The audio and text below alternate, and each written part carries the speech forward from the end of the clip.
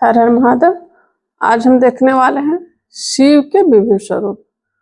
ये शाह हरिंद्रानंद अपनी पुस्तक में वर्णन किए हैं। तो आज हम जानने वाले हैं जगत गुरु, पंचानन, दक्षिणामूर्ति और योगेश्वर नटराज। ये महाकाल के महादेव के नाम है। विभिन्न रूपों में इनको हम लोग जानते हैं इनके नामों से। तो आइए हम आगे देखते हैं शिव के विभिन्न स्वरूप। शाह हरिंद्रानंद लिखते हैं कि सनातन धर्म में सर्वाधिक महत्वपूर्ण और शक्तिशाली देवता भगवान शिव हैं। भगवान शिव घर घर के बाबा कहे जाते हैं। जिस तरह से चंदा मामा सबके हैं, उसी तरह से महादेव भगवान शिव घर घर के बाबा हैं, जिनको हम लोग भोलेनाथ कहते हैं।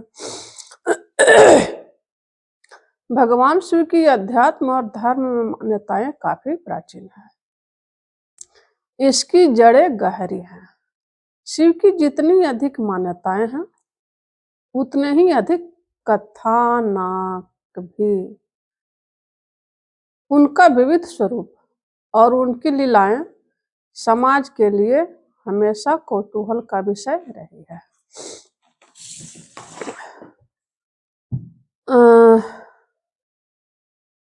शिव का रूप तो समस्त चराचर जगत है।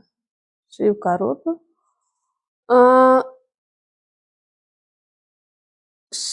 शिव के स्वरूपों की चर्चा का अभिप्राय है। शिव स्वयं किस किस रूपों में अभिहित होते हैं।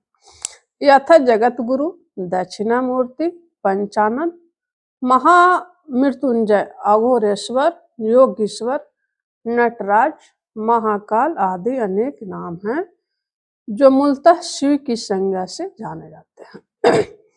एकादश रुद्र में उन्हीं की उपस्थिति प्रत्यक्षतः परिलक्षित होती है। सहस्त्र नामावली भी शिव का स्वरूप है। हमारे वाङ्मय इनकी विशद व्याख्या होती है। तो आइए हम कुछ इनके विशिष्ट स्वरूपों का जानते हैं। जगत गुरु, महादेव को जगत गुरु भी कहा गया है। ये जगत गुरु इसलिए है क्योंकि सारा जगत तो इन्हीं का संतान है। तो इन्होंने हर जीव को अपना शिष्य मानने की छूट दिए हैं। समस्त जगत शिव की सृष्टि है। उस महेश्वर की सृष्टि की इच्छा में पालन एवं लय अंतर्निहित है। शिव की इच्छा संपूर्ण जगत की नियामक शक्ति है। जगत का कण कण उनकी मानसिक तरंगों का प्रतिफल है। वे गुरु हैं, उन्हें जगत गुरु कहा गया है। समस्त सृष्टि जगत गुरु भगवान शिव को अपना शिष्य भाव अर्पित करने की पात्रता रखती है। शिव की अनुग्रह शक्ति जिस मानव शरीर का आश्रय लेती है, उसे गुरु का शरीर कहा जाता है। शिव समस्त जगत एवं जीव के सृष्टि करता है और जगत का संपूर्ण और सम्यक ज्ञान वही विश्व नियंता धारित करते हैं। वे महाकाल हैं। हम लोग उनको अघोरेश्वर भी कहते हैं। यानी जब काल नहीं था, कोई तरंगे नहीं थी, तब भी शिव थे। इसीलिए उन्हें महाकाल अर्थात काल से परे की सत्ता और अघोरेश्वर भी कहा गया है। विदित है कि कोई वस्तु या सत्ता भले ही वह सूक्ष्म अथवा स्थूल हो, उसके सृष्टि होते ही काल प्रभावी हो जाता है। चिंतन किया जा सकता है कि जब सृष्टि थी ही नहीं, तो उक्त स्थिति में काल उत्पन्न ही नहीं होगा। शास्त्र कहते हैं कि शिव काल के नियंत्री देवता हैं। जगत गुरु अपनी शिष्यता में कोई वरीयता आरोपित नहीं कर सकते। मानव सृष्टि में रुचिगत विभिन्नताएं हैं। शिव ईश्वर गुरु हैं, समस्त विभिन्नताओं के एकमात्र उत्स हैं। शिव विश्व गुरु शिव को जगत का एक एक मनुष्य अपना गुरु बनाने हेतु पूर्ण स्वतंत्र है। उनकी शिष्यता ग्रहण करने के निमित्त किसी की आज्ञा अथवा अनुमति की आवश्यकता नहीं है। मात्र इस दिशा में व्यक्ति के मन को संकल्पित होना है। शिव परम गुरु हैं, जिनकी प्रार्थना जगत गुरु नमस्तुभ्यम एवं अन्य कई उपाधियों से की गई है। अब आइए हम देखते हैं शिव का एक रूप नटराज। शिव के नटराज स्वरूप की उत्पत्ति की धारणा उनके आनंदमय तांडव से है।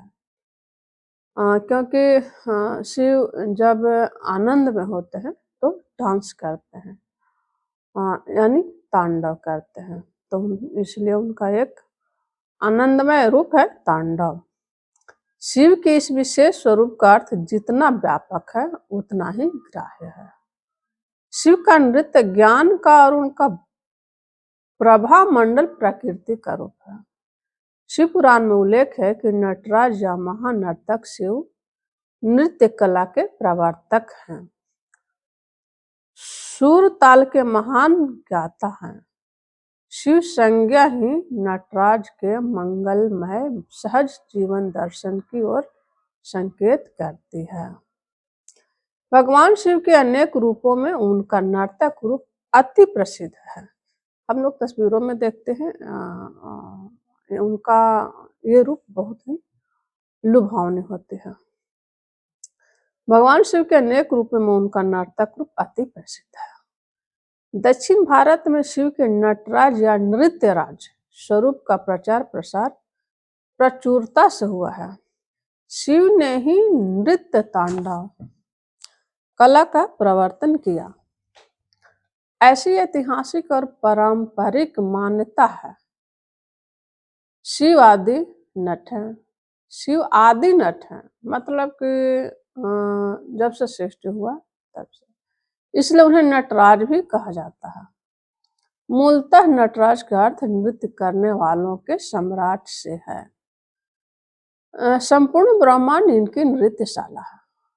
भगवान शिव जब नटराज की भूमिका में आकर नृत्य करते हैं तो उनके नृत्य झंकार से समस्त ब्रह्मांड मुखर और गतिशील हो जाता है, और जब नृत्य समाप्त होता है तब समस्त चराचर जगत शांत और आनंद में निमग्न हो जाता है।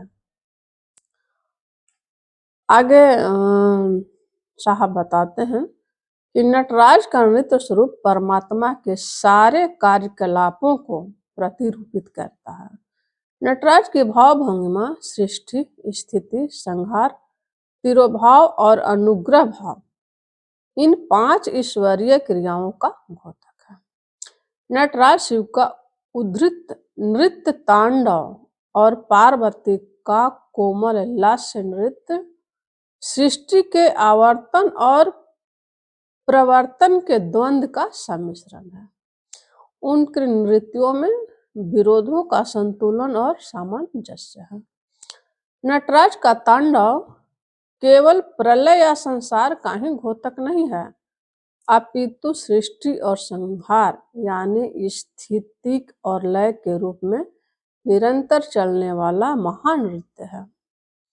श्री नल स्वामी पिल्लई कहते हैं, शिव का नृत्य प्रकृति के कर्म का आरंभ है।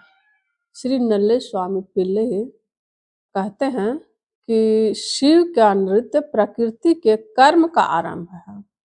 यही प्रभा मंडल ओमकार या काली का नृत्य है। इनमें माता काली का भी वर्णन किया गया है। वैसे भी औढ़रदानी शिव कभी अप्रसन्न नहीं होते, किंतु मानव जब मानव धर्म के विरुद्ध आचरण करता है तभी वे क्रुद्ध प्रतीत होते हैं। शिव के पैरों की थाप से ही धरती अन्न, जल और फूलों की उत्पत्ति का कारण बनती है। नटराज शिव का नृत्य रुक जाए तो समस्त सृष्टि विलीन हो जाएगी। जब महादेव का नृत्य रुक जाएगा तो समस्त सृष्टि विलीन हो जाएगी। नटराज शिव का नृत्य रुक जाए तो समस्त सृष्टि समा जाएगा। आनंदमय तांडव की अवस्था संपूर्ण सृष्टि के आनंदित होकर नृत्य करने की स्थिति है, जहाँ पर अज्ञानता व अहंकार का विनाश तथा पंच महाभूतों सहित समस्त जैव अजैव का एकीकरण होता है। साहब हरिंद्रानंद अपनी पुस्तक आओ चले शिव की ओर में ये सारी बातें लिखते हैं।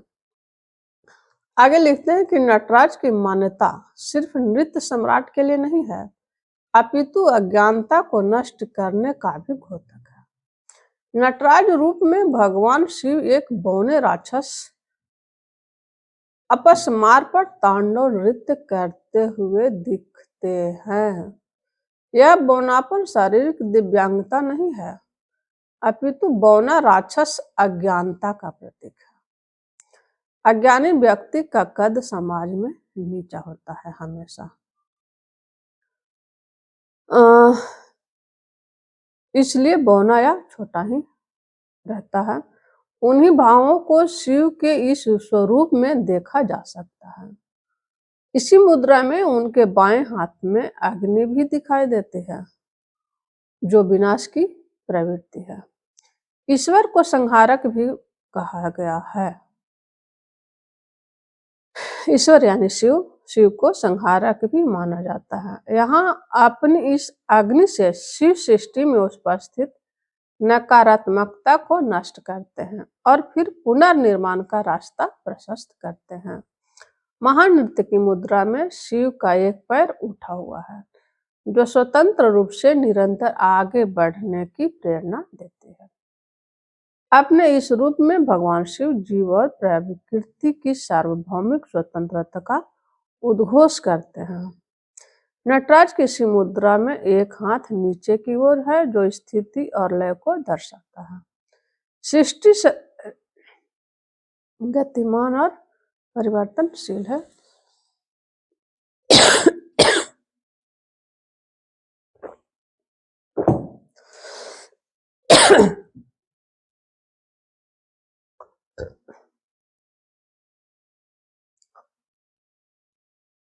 आगे लिखते हैं कि दक्षिण भारत के चिदम्बरम मंदिर में नटराज की मूर्ति प्रतिष्ठित है। एक मान्यता के अनुसार भगवान शिव ने धरती पर चिदम्बरम स्थान पर ही नृत्य किया था।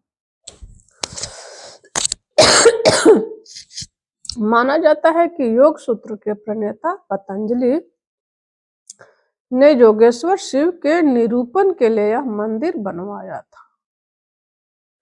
ऐतिहासिक तथ्यों के अन्वेषण से ज्ञात होता है कि दक्षिण भारत के महान चोल साम्राज्य के राजाओं द्वारा 8वीं से 10वीं शताब्दी तक शिव के नटराज स्वरूप को पूर्णतः और प्रसिद्धि दी गई। वैसे पल्लवों ने भी इस रूप को परिचय दिया था। भगवान शिव का नटराज स्वरूप न सिर्फ काल स्थान को दर्शाता है, अपितु ब्रह्मांड की स्थिति, जीवन, गति और ब्रह्मांड से परे शून्य की निःशब्दता को भी दर्शाता है। शिव का कोई भी रूप हो, उसमें ब्रह्मांड निहित है। प्रकृति उनका आश्रय है और समस्त संगतियां और विसंगतियां उनमें समाहित हैं। धन्यवाद।